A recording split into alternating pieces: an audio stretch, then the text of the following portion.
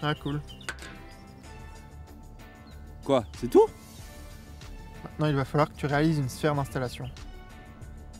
Pourquoi faire? Alors pour cela, c'est très simple. Ouais, enfin, de toute façon, tu dis tout le temps ça.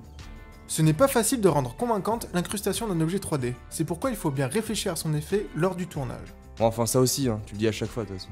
Il faut penser aux différentes interactions que notre objet va avoir avec la réalité. Dans notre cas, il y en a deux. La lumière émise par la sphère et le fait que Fred prenne la clé USB. Pour simuler ces choses pendant le tournage, j'ai mis une lampe sur un pied avec également scotché dessus un hub USB pour la clé. En faisant ainsi, j'ai sur mon plan la vraie lumière qui doit être émise par mon objet 3D. De plus, Fred peut vraiment retirer la clé USB et la lampe lui donne un point de repère pour son regard, l'aidant pour son jeu d'acteur déjà pas terrible. Non mais attends, c'est toi qui dis ça? Bien sûr, il faut également penser au fait que la réalité peut aussi avoir un impact sur notre objet, tel que le reflet de la lampe torche et surtout de la lumière ambiante. Ce seront donc ces détails rajoutés en post-prod qui feront que l'effet fonctionne. J'ai modélisé ma sphère en utilisant le logiciel Blender, puis je l'ai exporté en .obj en cochant bien la case Triangulate Faces afin de l'importer par la suite dans After Effects. Et si je sais pas modéliser, je fais comment? Il existe plusieurs sites pour télécharger des .obj gratuitement. C'est ce que j'ai utilisé pour trouver les différentes conneries que l'on voit dans ce passage par exemple. Ça y est, c'est bon?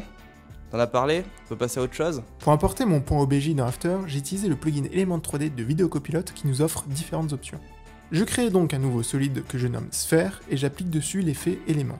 Ensuite, j'ouvre l'interface du plugin afin d'importer l'obj que j'ai exporté de Blender. Après avoir agrandi l'échelle de mon objet pour y voir plus clair, je place une à une les textures que je souhaite sur mon modèle. Si votre objet n'a pas de UV map, ce qui sert à dire comment les textures doivent s'appliquer, telle que la partie inférieure de ma sphère, vous pouvez changer le mode de texture en box qui réglera le problème. Si les textures sont trop pixelisées, je peux faire en sorte qu'elles se répètent, par exemple par 2, afin d'avoir une meilleure résolution. Une fois les textures faites, je vais isoler la partie inférieure de ma sphère et la désactiver. Je duplique ensuite mon modèle, que je laisse toujours dans le groupe 1, et je vais faire l'inverse. Je réactive donc le bas de ma sphère tout en désactivant tout le reste. Cette manipulation va me permettre par la suite d'animer ma sphère en train de s'ouvrir. Je choisis le bas de ma sphère et je mets en auxiliaire la chaîne numéro 1. Pour le haut, je mets la 2. Une fois cette manip terminée, je peux fermer l'interface de Element et repositionner ma sphère où je veux dans mon plan en changeant la position et la rotation. Vu que j'ai mis le haut et le bas de ma sphère sur deux chaînes différentes, je peux sélectionner la chaîne numéro 1 par exemple et changer la position pour que ma sphère s'ouvre. Ah, trop bien, j'ai fait un Pac-Man 3D du futur. Walk, walk, walk, walk, walk, walk. Trop cool. Si tu le dis. Mon objet à l'état brut n'a rien à voir avec la colorimétrie de mon plan. Il va donc falloir passer du temps dessus pour l'améliorer. Je commence déjà par rajouter une lumière bleutée à l'aide d'éléments 3D que je vais ajuster jusqu'à avoir quelque chose d'esthétique mais également réaliste. Je peux également rajouter s'il faut une petite lueur diffuse. Ensuite, je vais créer un calque d'effets auquel je rajoute l'effet teinte et je vais modifier les paramètres afin d'avoir des couleurs proches de mon plan d'origine. Je sélectionne ma sphère que je duplique et que je mets au-dessus de mon calque d'effets. Le but étant de créer un cache par luminance, je crée un solide blanc que je place en dessous de ma sphère. Je sélectionne ensuite ma sphère et le solide pour les mettre dans une précomposition que je nomme cache sphère.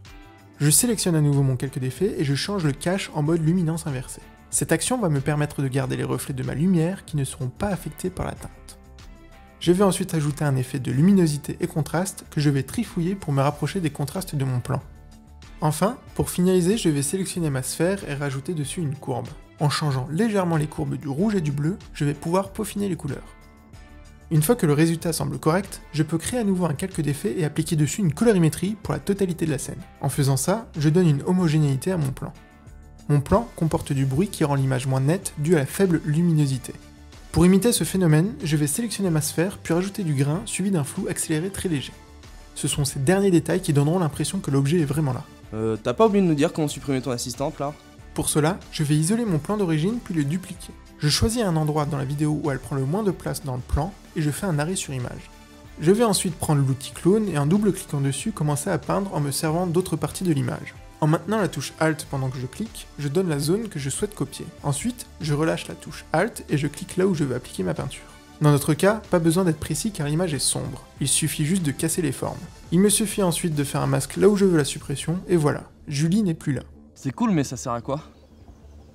Une rumeur court depuis plusieurs années que si on réunit 4 plugins dans une sphère d'installation, T'as fini ta phrase là? je sais plus ce que je disais. 4 plugins réunis, installation. Ah oui. Si on réunit 4 plugins dans une sphère d'installation, on obtient le plugin ultime. Et il sert à quoi? Aucune idée.